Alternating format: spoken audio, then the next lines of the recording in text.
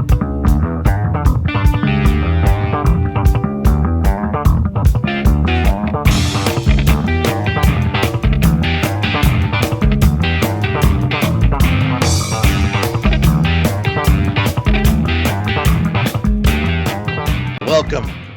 to the first new Away the Puck since the new year. I took a few weeks off. It was nice. I said that on the wrestling podcast. I'll say it again here.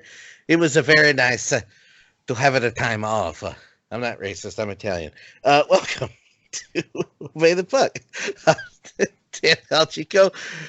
Follow me on Twitter, DanLaw83, where I often write in Italian with an A at the end of it. Paul Beggars at Puckman RI, Kelly Levy at Sked Central, and eventually she'll retweet something I tag her in. Not this year, maybe next year. We just got her a new. She just got a new phone, so maybe the Twitter will. You never know. Just retweet button. I don't know. She's gonna hit me after the show's over. So, and unfortunately, Twitch will not be able to hear it. But anyway, we want to talk about what a competent hockey club looks like, what an incompetent hockey club sounds like, Marchand not being able to do the shootout, and other things. And that first thing being, Kelly, one of the big questions going into the Capital season was, well, one of them wasn't really a question. One of them was, I guess, basically Holtby's out probably at the end of this year. But one of the two questions were, what happens to Holtby and what happens to Backstrom? And one of those questions was answered, and as you tell me, in the most adorable way possible. Yeah, the OV Backy bromance is strong. It always has been. And it started when Ovechkin was the one who actually went up to the podium at the draft in 2006 and announced that the Caps had drafted Nicklas Backstrom. And they actually recreated that video today and had OV announce that the Caps have re-signed Nicklas Backstrom to a 5-year contract extension. It was just super cute. It made me smile and laugh and remember some of the reasons why I like hockey. So, I mean, what's it like? Tell me, what's it like to have a competent hockey club the last 10 years? Tell me. It's been different. Yeah, they I don't know. I can't say anything bad about our GM since McPhee left town. I can't honestly think of a bad move that McClellan has made. He managed to basically keep the Cup team intact, minus some painful but kind of necessary losses, which were very much third, fourth line kind of guys.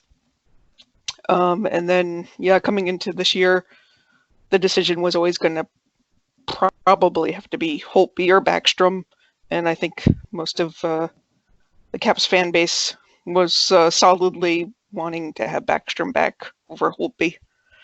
Not that most people want both back, but just that's not the reality in the salary cap era. So, yeah, and Samsonov has looked fantastic, so that's just kind of aiding all those who are like, yeah, see, we can get rid of Holtby now. That's a end of an era there. And really about Holtby, I mean, it's kind of like, okay, well, it's not really a bad thing. What else does he need? What else does he breathe? Was he one time or two-time Vezina? One time Vezina, one time Stanley Cup. Guy's got nothing else to prove. You couldn't do any worse, kind of deal. You know what I mean? So really, that's not too bad. And is that expansion draft or just not going to re-sign? I don't know. They had, I think earlier, maybe not this week, a week ago, 2 weeks ago or something like that, the Caps and Holtby's agent had come out and said, look, we're not going to talk about contracts or anything until after the season's over, which was just kind of, I think both sides just like, let's not even deal. We're not going to talk trades or anything. We're not going to talk a contract until the season's over. So I don't know. I don't know what that means. I don't know if it means that they're going to expose him for the expansion draft, or if they tried to move him at the trade deadline. I have no idea. Interesting. Well, you mentioned that they were actually going to he was going to stay on the rest of the year, correct? Or are you not sure now? I thought so. I thought that was what they were saying, that they weren't going to talk contract until the end of the year, that he would stay on. Well, it looks like the Caps will definitely make the playoffs, so through whatever the playoffs are. But I don't know. I don't know if that something has changed or what. I have no extra insight into that. Yeah, I thought, that just meant he would play through the playoffs and then they would do everything in the off season. But with the expansion draft and trade deadline, who knows? Paul, how's it going over there in NWHL world? Oh, all kinds of stuff going on in the NWHL. So let's see. The Boston Pride this weekend won their 18th game in a row. So that's a new record for the league. The Pride 1 year, a couple years ago, won 16 in a row. So they passed that. And yes, surpassed it by 2. 6 games left in the season. We're going for that perfect record. Not the Patriots way, though. This past weekend they had a Dena Lang Day. We had a sold-out crowd at Warrior Ice Arena, which was fantastic. Dena was on hand. She dropped the first puck, signed some autographs after the game. The energy in the building was amazing. And, of course, her little sister, who's on the Pride now, scored one of the goals. And the Pride were able to win 4-2 over Connecticut, who broke their season-long winless streak. So we can't put Connecticut in the same league as we put the Worcester Blades last year. Remember the Worcester Blades? Yeah, I do. That was a lot of fun to talk about. So Connecticut won their first game in overtime. Beautiful short side goal in 3-on-3 overtime. Yeah. So other big news out of the NWHL is they announced the site for the All-Star game this year. It will be in Boston. Yay! Oh, sir, I'm so shocked. At Warrior Ice Arena. So I get to be an All-Star this year. Look at that. Oh, do you get your job? Yeah. Oh, okay. All right. They asked me if I could do it, and I was like, absolutely. Mm-hmm. Right on the ice there for the skills competition in the All-Star game. I'm looking. Correct way to say that. So that is happening the 8th and 9th of February. Tickets are available. And I had one other NWHL piece of news. The league is doing great. But you know who's not a fan of the NWHL? You're going to say Ty Domi? Ty Domi is not a fan of the NWHL. Said that because I was going to talk about that. What a perfect segue. Because I think my stance is going to surprise you. But go ahead. Say what you were going to say, sir. Well, I was just going to present the facts. No opinion at this moment.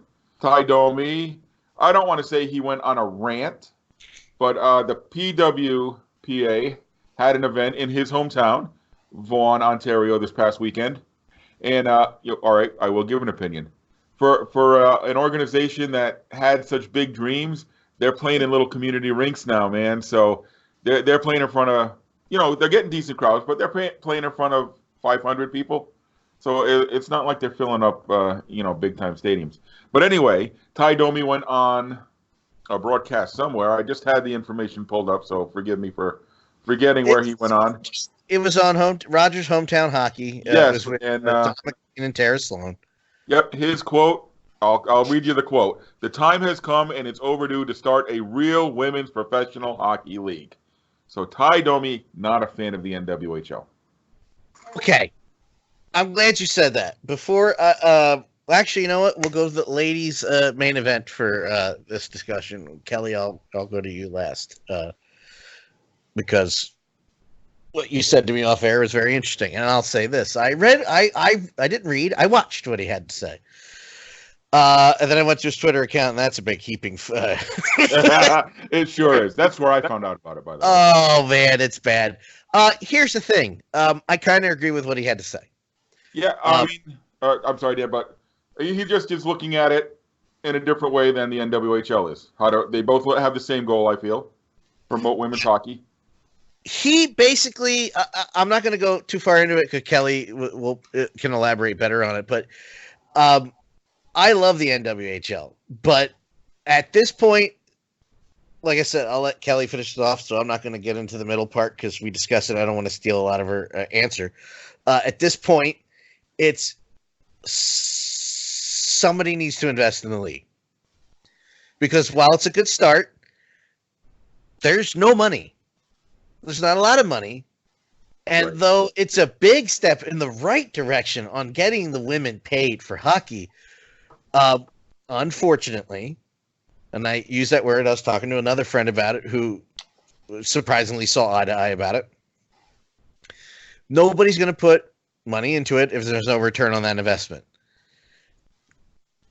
There's not a big return on the investment right now. I hate saying that. The league is still very small.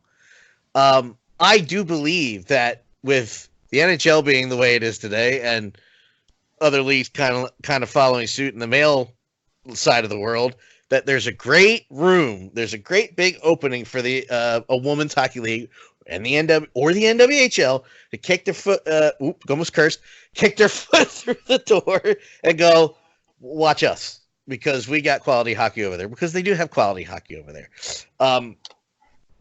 But I don't know. I can't speak on it, and I don't know what else needs to happen. But like you said, the other night, you guys were sold out. There are fans going to these games. There are a lot of Twitch viewers watching. I know I'm there every week, watching on Twitch with everybody. Go ahead, Paul. It looked like you're going to say something. What are they? Did I read that they surpassed 1 million fans this weekend on Twitch? Yes, absolutely. And there's an active, hardcore. What's the word I was looking for? Determined community that one, myself included. I'm there chatting with everybody. I'm just observing. I don't like talk. I watch the game, so I don't really talk a lot with chats. I don't get involved too much, but sometimes I'll comment with somebody about a great play or anything that happens in the game. But I just observe. So there is a hardcore, but I don't at this point. I do understand return investment. I'm not smart enough to get the figures. But at this point, I am going to point fingers at the NHL and go, guys, come on. Stop it. Just, how much money you got? A little bit. Just a little bit. Kelly, you saw the interview as well. You heard what Paul and I were discussing, but in any time. And also, what were you telling me off air? Elaborate a little bit. I have no idea what you're talking about. You were building that up, and I don't remember what I said. You were just saying that people were kind of slamming Ty Domi. You were like, well, no, I understand his point of view that he wants to see it succeed in the NWA. He's basically saying the NWHL it's not going to work out. That something else needs to happen. I was saying. Yeah. Small. And that's the criticism of it. It's too small. There's not the money. There's not the backing there. It's not going to be the solution everybody's looking for.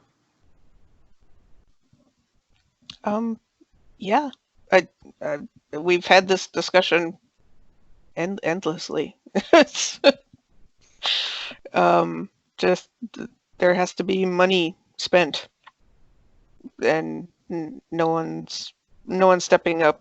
I did hear some people say that the NHL doesn't want to get involved when there's boycotts and all this kind of stuff happening, which you understand, but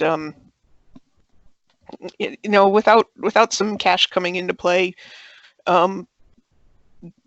what are the women supposed to do? Just sit around and wait for something to happen? They either have to do something by boycotting and making demands, or nothing is ever going to happen. So I don't see what the next step is on their part. They've done their part. They're the best players in the world. They're playing as it is for pennies. and they're trying to put this league together and get some momentum behind it and prove that there's an audience. I'm not sure what else they can do. I have a question. Kelly first, then Paul. So what next then? So if you're calling the end, that's great, Ty Domi. I understand, and like I said, I pretty much agree with what you said. But then what now?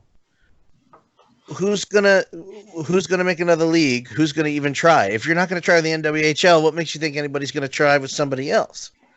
Like, I don't know. Like, there has to be a give or take here. Now we're at a crossroad. We have to give or take here. This league, is it 6 years or 5 years now, Paul? Fifth year? This is the fifth. This is the 5th year. Okay. You're on 5 years. We know that there's a number of people that will watch and invest in the games and spend money on the games. That's great. We've gotten to a certain point. It seems like there's a lot of people who are saying, well, we need to strive for this point, and then not helping it get to that point.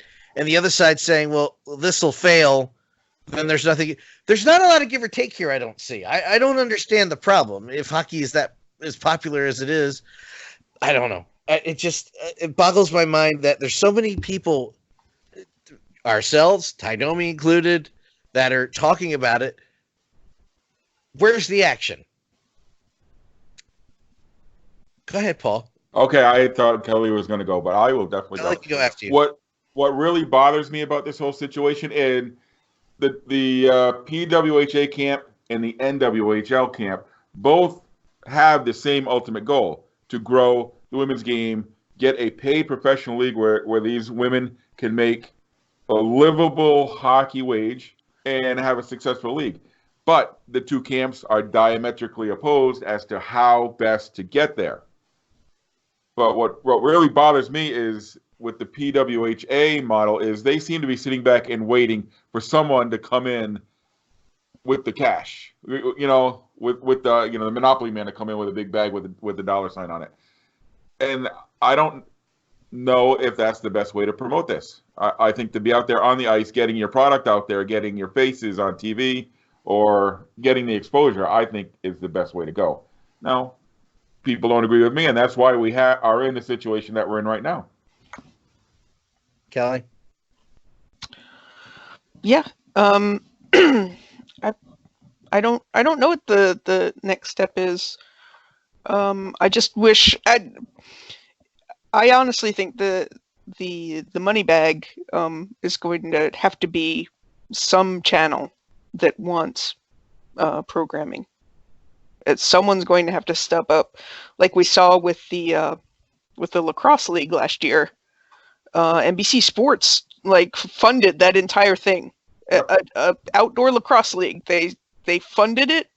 They put it on TV with absolutely nothing behind it, and they're sticking it out. They're adding a new team, and they're willing to lose money. I'm guessing they're willing to lose money. In the short run, that this is a big market that they want to be a part of, and that they can grow it and make it a moneymaker in the future. And some channel or something kind of needs to be that for women's hockey. I think that's the clearest way forward. Yeah, I think everybody's sitting back and waiting for the NHL to be that sponsor, and I think that might be a mistake. Sitting back and waiting. I think, like you said, Kelly, I think somebody's got to step up, and it may be something non-traditional, like you said. As far as the NHL goes, not one of those dudes have any integrity or pride. I'm putting it out there now, and this is not just about women's hockey. Look at the thing we're going to discuss a little later, well, in a few minutes here, things we discussed in the past. That as long as the money rolls in, Gary Bettman and company don't give a goddamn about what the sport looks like, because money's rolling in. Money is, it sounds cliched, that's the deal. Money is the language. As long as the money's rolling in, it doesn't matter how a player feels about another player. You're damn the man. You're going to be damned by the man. And whatever they say is what goes. And unfortunately, using the word man there, we're referring to the NWHL. Gary Bettman doesn't have the balls to put pocket change to him into a women's league to grow it because he's a coward. And I will say that, a coward with no integrity and no pride, like most of the old white guard in that league. I'll just say that now. Both sides of this need to just ignore the NHL exists. Not going to help. I agree with that point. I don't know if I said it right, but that's really what I was getting at. I was elaborating on what you said. Yeah, you said it. yeah. You said it fine, but I was elaborating. The fact that the NHL is even in the discussions, like they don't give a damn. They don't care. They barely care about their own league. Go ahead. Yeah, and if you look across the way at what happened in the WNBA today, Yeah.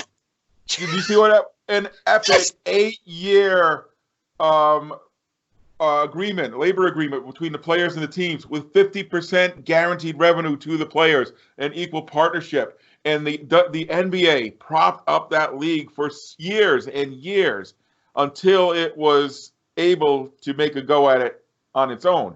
And now, obviously, they have the financial strength to enter into this partnership with the players, where the players are getting raises. There's more games they're doing in-season tournaments coming up, all kinds of exciting things.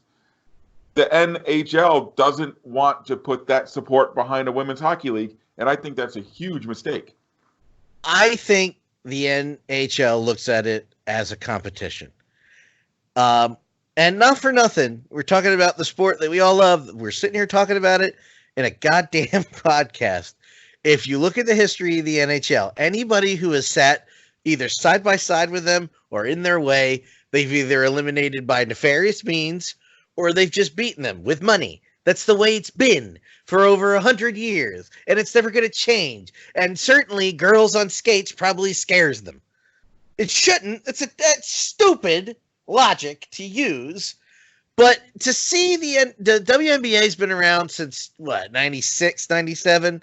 And wasn't David Stern basically hands-on with that? You said the NBA propped it up. Absolutely. It's sickening to me to see that happen and see in over 25 years that league still thrive because of the help that was laid years ago, and watch the NHL sit there and self-fillet themselves and just watch the NWHL just sit there. It's stupid. It's asinine. The fans have come out. In certain cities, they've come out in 3 times the number, and they just sit there and let it happen. Bettman's an asshole. I'm not editing that out. And the rest of his flunkies, they all suck.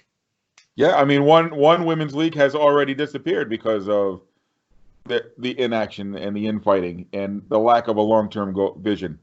Do we need to lose all of the leagues and ruin all the progress that was made with the beautiful international tournament last year? They don't care. Sure, what do they care? As long as anything with a penis on skates, it's fine. Idiots. Kelly, you have anything to close it out? Anything I missed about women's hockey that I missed recently? Unmute your mic. No. I don't understand.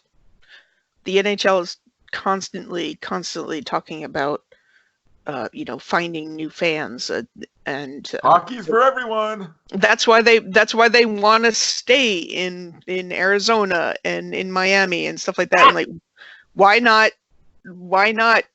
support a league of women and get a group of people to come to hockey games who've maybe never been to a NHL game before, and cross promote? Yeah, I don't know. It seems very simple.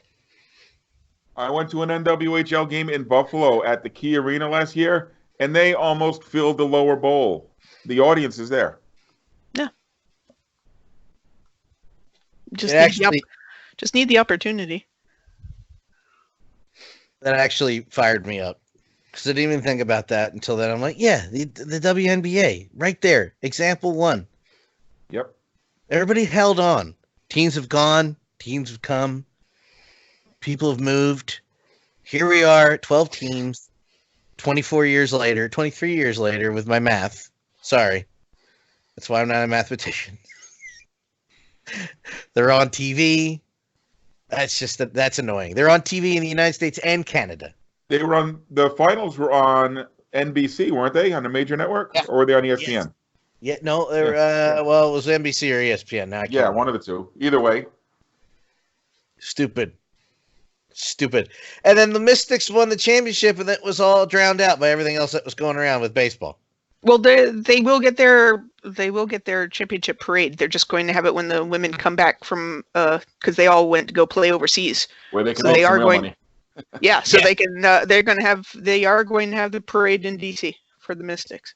Listen, let me just preface the end of that conversation. I understand it's not my money we're talking about here, obviously. If I had the money, I would have bought in on the NWHL day one somehow. Sponsorship, minority owner, something. I would have been on that like poop on Velcro. But it makes sense. It makes sense. Does poop stick to Velcro? Yes, Well, it poop does. sticks to everything. Sticks to everything if you try hard enough. Ask Gross. like fly on poop, like a fly on poop. I would have been on there. I'm gonna see tweets about that. I know. Thanks, Paul. But the point is, that's my job, you know. I understand. Oh yeah, well, I'll give you that one. I understand it's not my money. Again, I don't understand how the money thing works. But when you got that much and you have a perfect example to the left, if you just look to the left, it's annoying. And from the annoying to the more annoying. Awesome segues tonight, sir. Thank you. That's my job. Cassian has been suspended, and then I immediately lose grasp of the English language. Wonderful. Edmonton's Zach Cassian has been suspended 2 games by the Department of Player Safety. I say that with air quotes. For an altercation, or which I will call a mugging of Matthew Tkachuk from the Calgary Flames. A mugging, quite frankly, he deserved. Now, I've been talking about this on Twitter for a few days, and I'm going to elaborate a little further. Here's the thing. Whether or not the hit was legal was not I was not debating that. It's hockey. It's a hit. I'm not saying that, how dare he hit somebody like that. Those words never came out of my mouth, first of all. Second of all, whether it's legal or not, he did it twice, and he aimed for the same thing, his freaking head. And he got away with it. And because he got away with it, Mr. Cassian decided to take matters into his own hands and assaulted the lad. Assaulted him. And it was beautiful. He beat Assaulted him hilariously. He beat the ever-loving crap out of him. Kelly pointed out, or you pointed out, Paul, there was a great shot of him going, "Ah!" as he was just getting punched by a big bald-headed guy for like 30 seconds. And I noticed that there wasn't a lot of teammates nor linesmen that tried stepping in right away. Like, nobody. You have? No. You're good? I'm all right. No, you got it. He's got it. Zach's got it. Again, if you're going to throw hits like that, you got to answer the bell. We're not going to beat the dead horse of the player safety. We know it's a joke organization. George Parros has lost his spine, apparently. I'll say that. It's on record. Send him my way. Whatever. That's my opinion. But the fact that you could make a hit like that twice. It wasn't One of 3. I thought it was 2. 2? Even 2. Even 2. Saw 2 multiple times. There might have been a third Point is one. still valid, yeah. Cassian said there was 2. Cassian accepted the okay, cut to the chase. Cassian accepted the punishment. Obviously, what is he going to say? No, F him, so he gets fined more? Like Tortorella? Here, take some money from him because we screwed up, but we have to keep him quiet. So it's like the mafia again, like the early 1900s, like I alluded to earlier. But anyway, he accepted his punishment and just, what's the word I'm looking for? He implied that, oh, don't worry, when I come back, we're playing him. And I don't forget. And part of me, honestly, part of me wants to see him go back after Tkachuk again and prove a point that, oh, did you find me? That's wonderful. He still has to pay for it. Your fines are not working. Again, the dead horse is that the player safety is caught with a rock in the hard place. I happen to agree with Darren where they try to placate the casual fans and are alienated the hardcore fans, and also kind of alienated the players because several players, including Teemu Selanne, Scotty Upshall, just to name 2 of the 5 that I can't remember now, have come out and said, "The F are you doing? Why are you even looking at this? He laid a hit. He beat the crap out of him. Discussion's over." But alas, it's the new NHL, and those days are over. I think, listen, I wasn't happy with the hits. It's not my place to say, but you hit like that, you got beat up, that's the end of it. And now George Parros and player safety adds a whole new layer to this and his big cluster effery, as I was quoted online in private message with another friend. That was a perfect word for it. It's just another thing that's just taking me out of the game. I was talking to you last night. You were like, "I'm really excited about the podcast." I'm like, "Yippee." Yeah. That was not the response I was expecting from you. You also texted me when the Flyers were down 5-2 against the Bruins. You're like, "Oh, it's going to be a great show." And I'm like, "Oh, good. I can't wait." How did that end up for you, by the way? Shut up, Paul. It ended up great because apparently Marchand doesn't know how to skate. No, I'll get into that in a second. But anyway, do you agree, disagree with me? If you disagree with me, please tell me now or forever hold your peace. Not that peace. Whoa. No, I agree with you. And this is what all the doomsday sayers have said from day one. When you eliminate fighting, the rats take over. And guys feel like they can run people.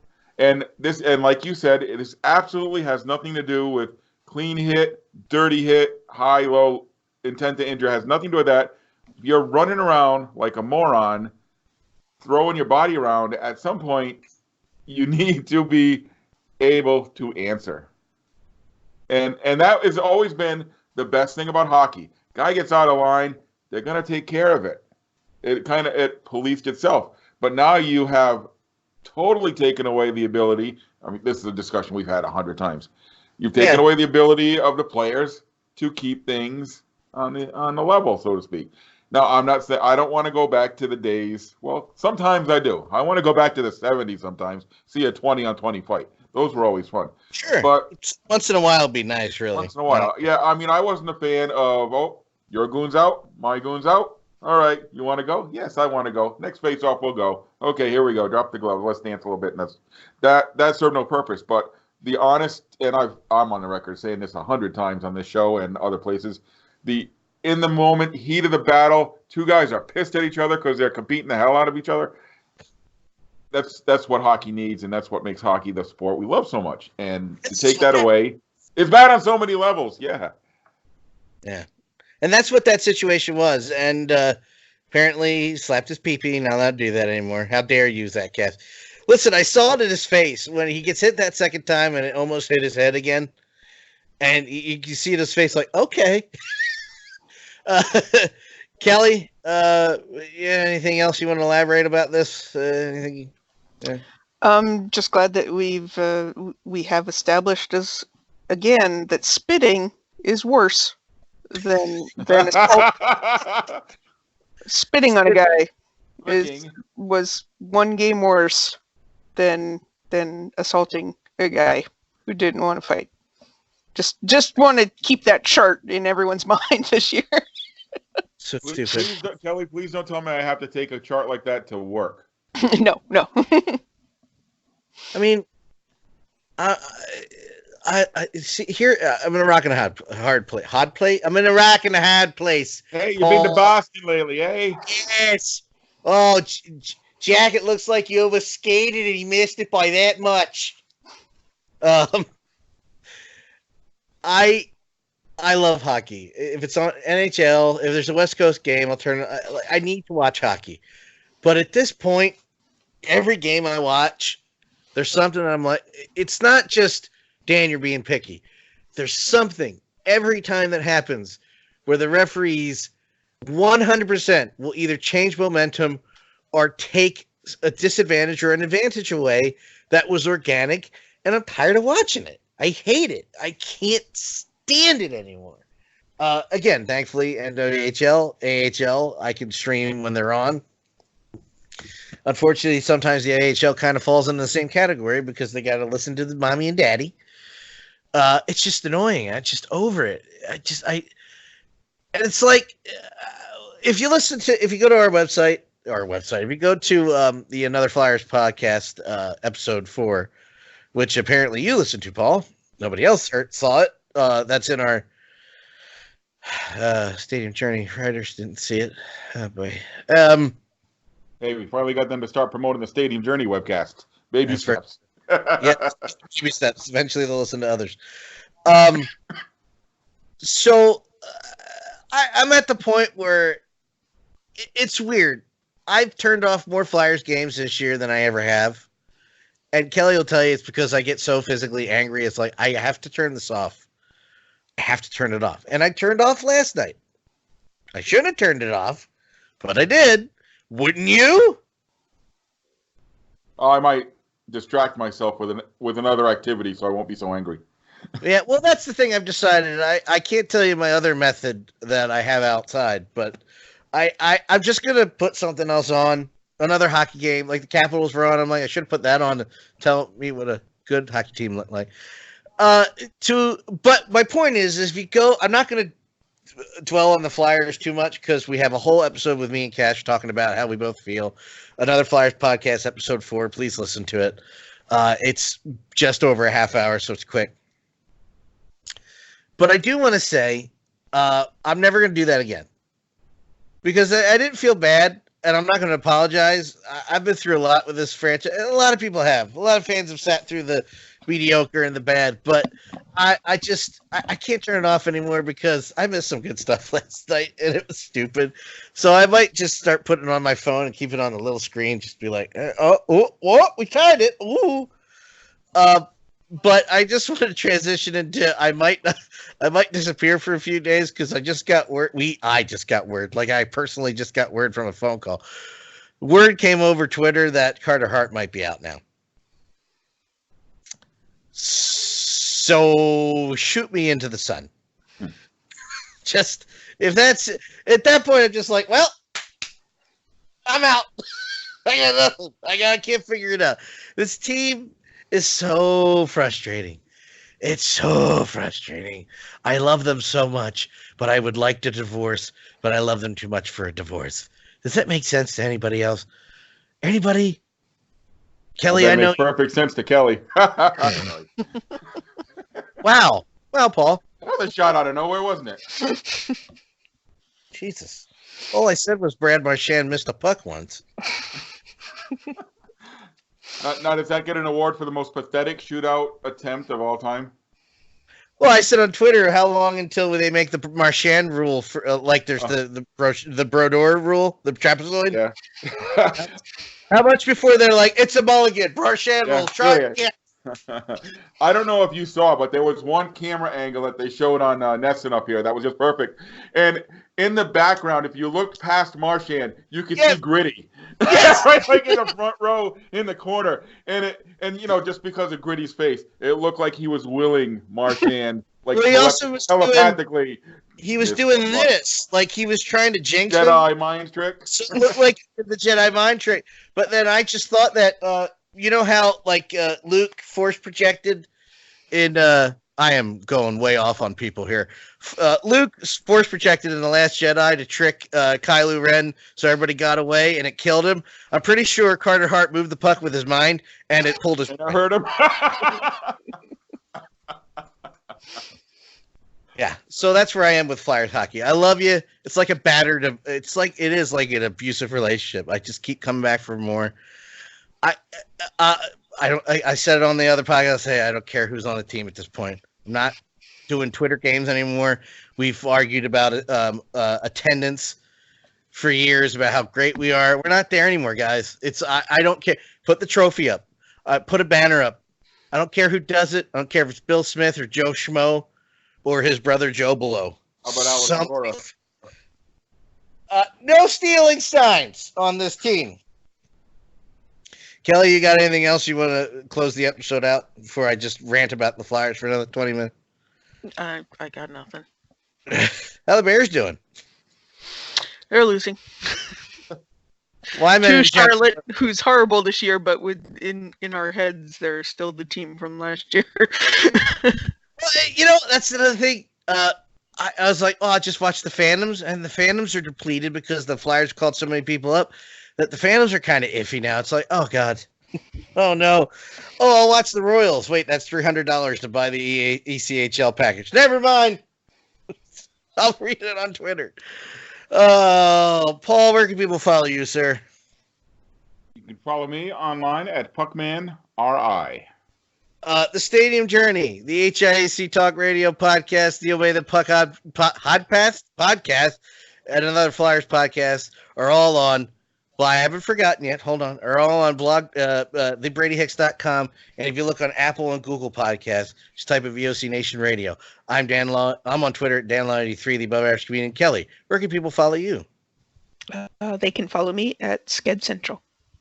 Like, share, subscribe, follow all of us, and we will see you next time. Goodbye.